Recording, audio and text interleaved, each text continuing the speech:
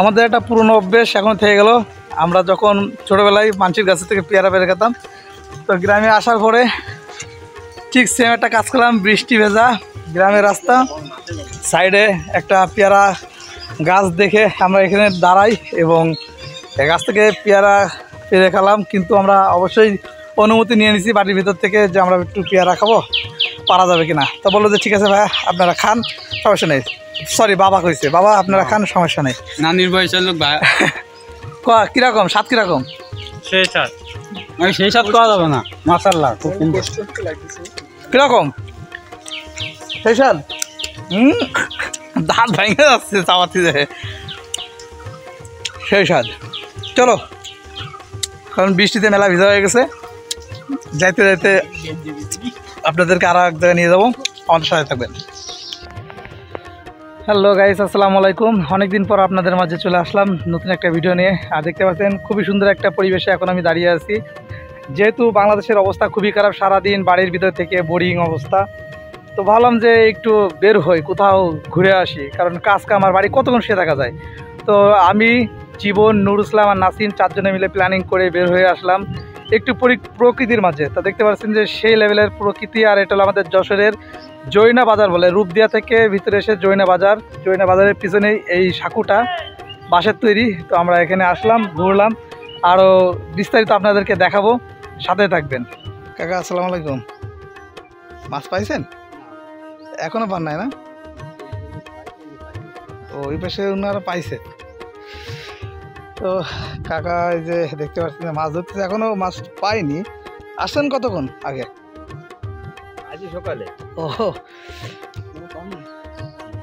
তো আমরা সামনে যাই, দেখি আর এক চাচা আছে, উনি মাছ ধরতেছে, উনি পাইছে কিনা একটু খোঁজ খবর নিয়ে দেখি। প্রচুর বৃষ্টি, বৃষ্টিতে ধরা খেয়ে গেলাম। আর এখানে একটা দেখতে পাচ্ছেন যে মন্দির আছে, পাশে বিশাল বড় বট গাছ। তো যেহেতু ভিজে যাবো, নাসিম ওই দোকানে, জীবন দৌড় মারলো, এখন আমার পালা। কিছু করার নেই, দৌড়াই পড়াতে হবে, বৃষ্টি। ও, এখন আমরা সুন্দর একটা লোকেশন চলে আসলাম। এটা হলো জৈনা বাজার পার হয়ে, নদী পার হয়ে, সাঁকু পার হয়ে, পাশে একটা মন্দির। আর এখানে দুইটা পুরাতন গাছ আছে, এই দেখতে পাচ্ছেন। জায়গাটা সিমসাম।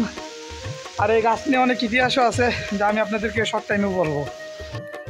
এতক্ষণ প্রচুর বৃষ্টি হচ্ছিল, যার কারণে আমরা দৌড়ের উপরে ছিলাম। আর এখন নদীর পাড়ে আবার আসলাম, কারণ সবাই মাছ ধরতেছে। কিটা কতটুকু মাছ পাইছে, কী মাছ পাইছে, এটা এখন আপনাদেরকে দেখাবো। এই যে চাচা নাকি 2.5 কেজির মতন মাছ পাইছে। এখন আমরা চাচার কাছ থেকে মাছগুলো দেখবো যে কী মাছ পাইছে। চাচা কী মাছ পাইছেন? পাঙাশ। এই তো, এই যে রেখে দিছে, জালটা একটু উঠে যাবে। কয়টা পাইছেন চাচা? একটাই পাইছেন? আচ্ছা, দেখি এই বসতে। ও, নাহলে তো 6 কেজি আছে। 5 কেজি আছে। মেলা বড়। 5 কেজি হবে না স্যার? তা তো হবে, 4-5 কেজি হবে। দেখ, ভালো বড়। নদীর মাছ আরো স্বাদ বেশি। হ্যাঁ, আমাদের সিদ্দিনকাটা কিনেছে এরকম 4। বলি পাঙাশ বলে নদীর। বুঝছো? দেবা পানিতে দিয়ে দে। চাচা বিশাল বড়টা মাছ পাইছে, দেখতে পারলেন। আবার বৃষ্টি আছে। বলি পাঙাশ দে, পানিতে ছেড়ে দে। হ্যাঁ, তাহলে জীবিত থাকবে। তো চাচা মাছটা বিক্রি করলো না, বিক্রি করলে অবশ্যই বাসার জন্য নিয়ে যেতাম। জিজ্ঞেস করলাম যে এলো আমাদেরকে দেওয়া যাবে কিনা। তো ওই যে আরও অনেকেই মাছ ধরতেছে, ওই যে দূরে দূরে আপনারা দেখতে পাচ্ছেন। আর এদিকে বৃষ্টিও শুরু হয়ে গেছে, এই যে দেখেন সবাই মাছ ধরতেছে। সারাদিনের জায়গা আছে, এমনও দুটো মাছ পাচ্ছে। হ্যাঁ, 2টা মাছ 3টা মাছ, ওই যে ওইদিকে আর মাছ ধরতেছে। আর পরিবেশটাও খুবই সুন্দর। প্রতিদিন ধরে এখানে, প্রত্যেক দিন ধরে। আবার বৃষ্টি শুরু হয়ে গেছে। তো এখন আমরা বের হয়ে যাচ্ছি, যেহেতু বৃষ্টি প্রচুর পরিমাণে বেড়ে গেছে। এই যে দেখতে পাচ্ছেন, আমরা আবার ওই পারে যাচ্ছি, সাঁকো পার হচ্ছি। সামনে নুর ইসলাম, জীবন আর নাসিম।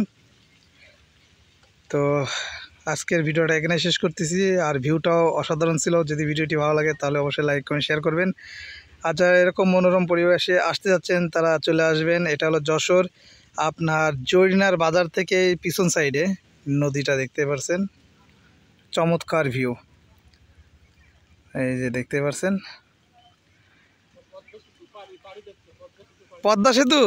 পদ্মা সেতু পাড়ি চলতেছে। তো সবাই ভালো থাকবেন, আল্লাহ হাফেজ।